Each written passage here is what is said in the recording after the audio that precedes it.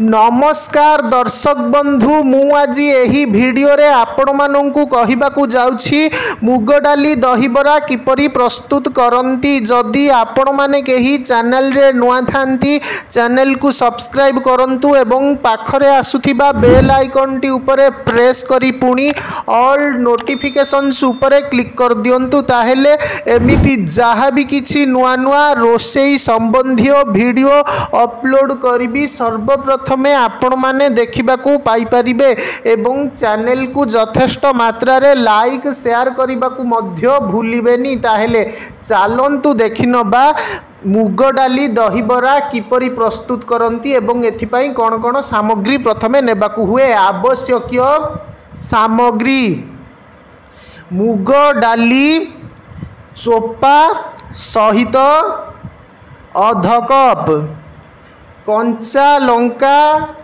2टी, चिमुटाए हेंगू, धनिया पत्र कटा, लूण उपरे देबा पाई सोरिष, कंचा लंका, हेंगू, तेल, भजा जीरा गुंड 2 चामच, लंका गुंड, खाइबा सोढ़ा अध चामच, तटका दही 2 कप।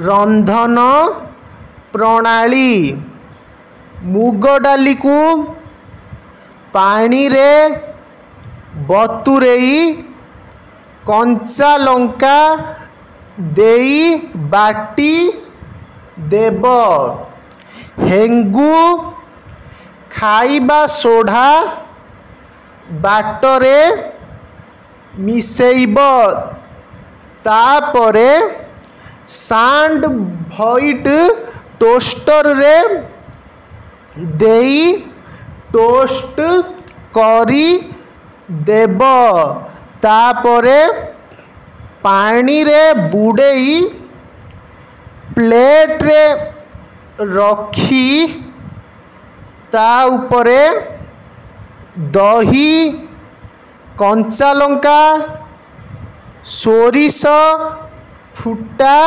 ढाली देब। एहा उपरे चटनी देई मध्य खाई पारिबे।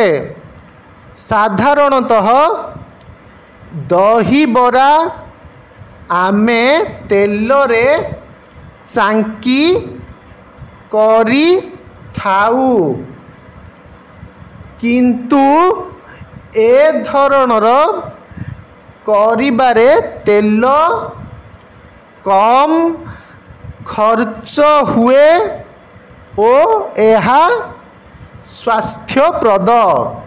गोटिए बरारे थाए कैलोरी 61, श्वेतसार 7.5 ग्राम, पुष्टिसार 4.5 ग्राम, स्नेह सार 1.6 ग्राम।